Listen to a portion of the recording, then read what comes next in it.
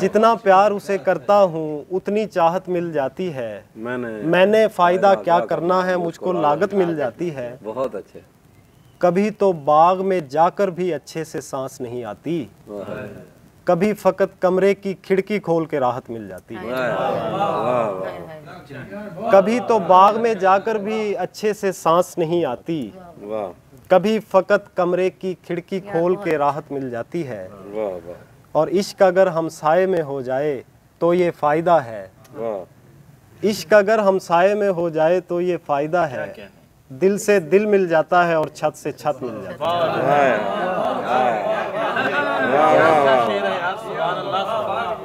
इश्क अगर हमसाये में हो जाए तो ये फ़ायदा है।